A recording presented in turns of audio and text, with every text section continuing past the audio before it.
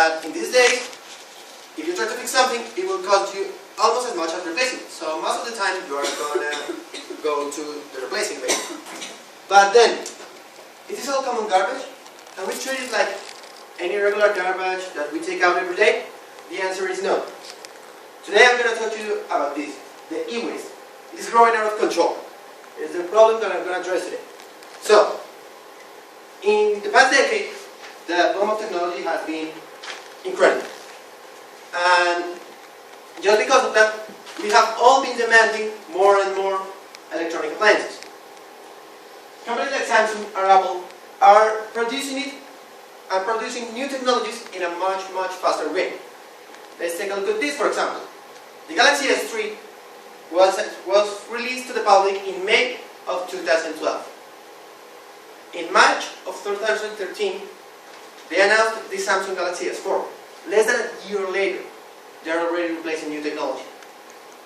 The consumption of all of these things is getting higher with each generation that is growing surrounded by technology.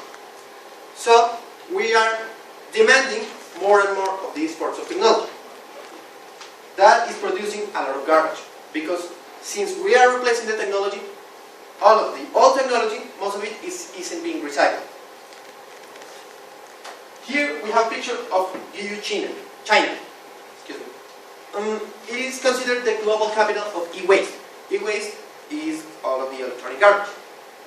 The problem with this is that e-waste produces a lot of contamination, not only for the environment, but for everyone who is exposed to it.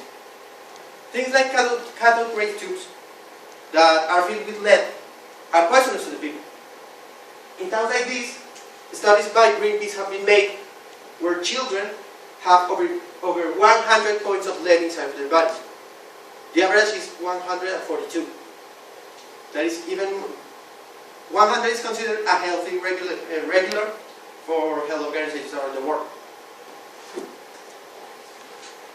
The big problem with this is that almost no one knows how to deal with the e-waste, how to recycle it appropriately. So the developed countries all around the world are sending that electronic garbage that they don't know how to deal with to underdeveloped countries, such as China, such as Haiti, such as Ghana. And they are generating a lot of pollution. They are generating diseases for generations and generations of families. Excuse me. What is being done to fight against the e-waste? There are a lot of congresses and a lot of regulations all around the world. There is one specifically that forbids the developed countries to send their e-waste to underdeveloped countries. I can't remember its name right now. But all we can say is that countries like Afghanistan and the United States, even though they have agreed to these regulations, they haven't implemented it yet. So they are still sending that garbage to underdeveloped countries. They are not solving the problem at all. Possible solutions that are being made by big corporations such as Nokia are that they are developing recyclable cell phones. They are making them biodegradable so that if one of these cell phones that has a 2-year-old lifespan runs its course, it will eventually destroy itself and become grass. This is actually a true device. It's called the natural earphone. Can you smoke it? Well, it is grass. If you smoke grass, I guess you can.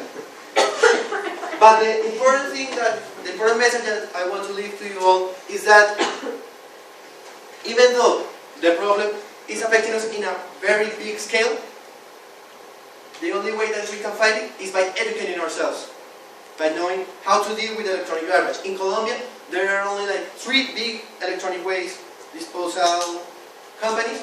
One of them is in Cali, the other one is in Medellin, the other one I think is in Buenaventura. I'm not really sure of the third one. But if we can educate ourselves and improve the recycling of electronic waste, we can make a very big difference. Oh, very interesting. Thank you. Does anyone